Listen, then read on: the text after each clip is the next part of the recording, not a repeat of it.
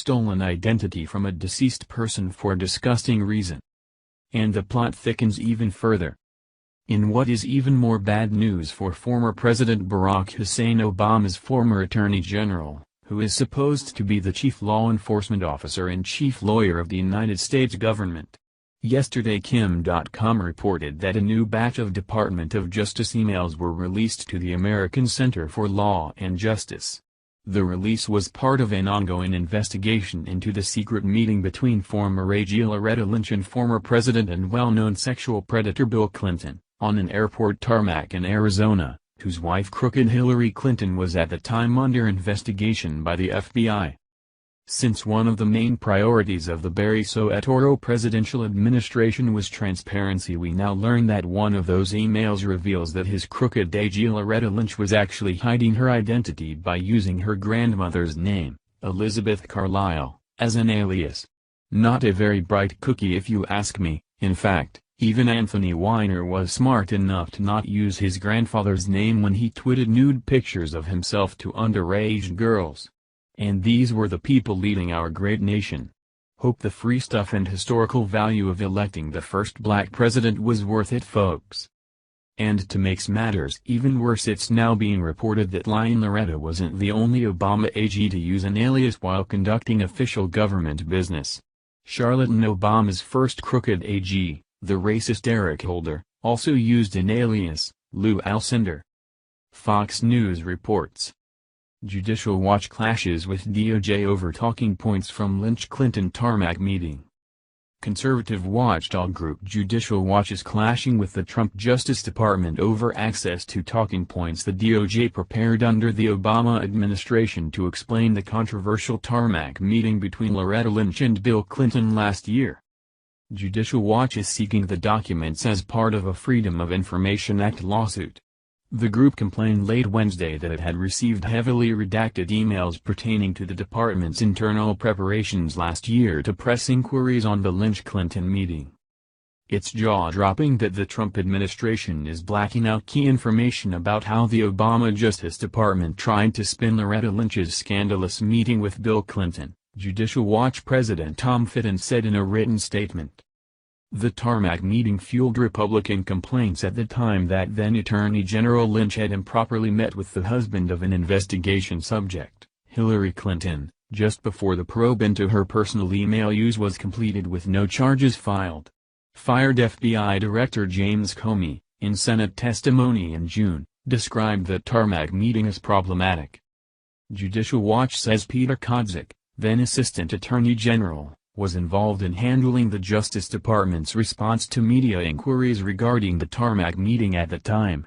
But one email exchange shows a redacted response from him to an email with the subject line, Draft, Statement, Talking Points on June 28, 2016.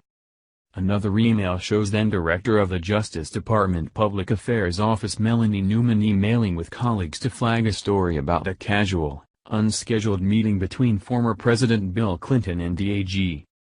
Kodzik did not immediately respond to Fox News' request for comment. Newman's assistant told Fox News she had no comment. President Trump should order the full and immediate release of these materials, Fitton said. Judicial Watch has begun criticizing Trump administration agencies for continuing to protect Clinton and the Obama administration.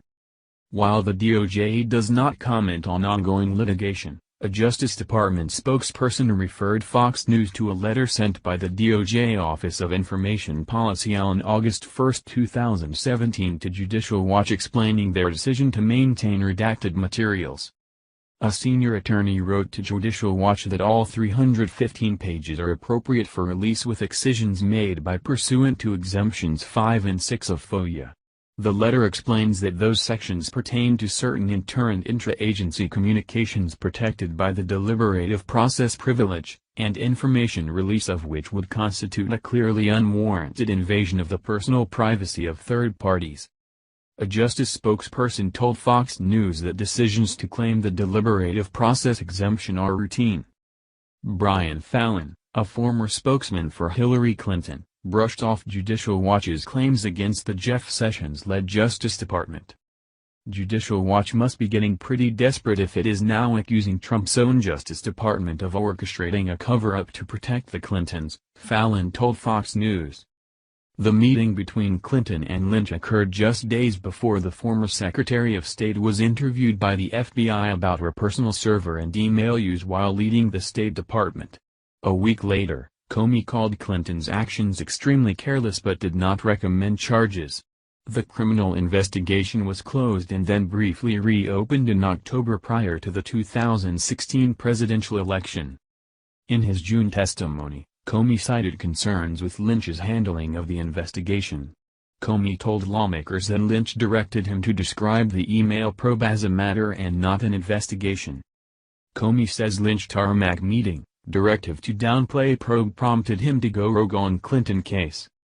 Comey said the tarmac meeting was a deciding factor in his decision to act alone to update the public on the Clinton probe, and protect the Bureau's reputation. That was one of the bricks in the load that I needed to step away from the department, Comey said, later adding that he was concerned Lynch was trying to align the DOJ's comments with the way the campaign was talking about the probe. That gave me a queasy feeling. Last month, a group of congressional Republicans called for a second special counsel to investigate Comey, Lynch, and Clinton. Who the hell were these people who couldn't even send an email in their own name because it might get back to them? What were they hiding? One thing is for sure, whatever this investigation uncovers, I very much doubt things will turn out well for Obama and his gang of White House thugs. It really is a shame that in 2008 the American people forgot it was better to elect a person by the content of their character rather than the color of their skin. Then again, the alternative was John the Traitor McCain.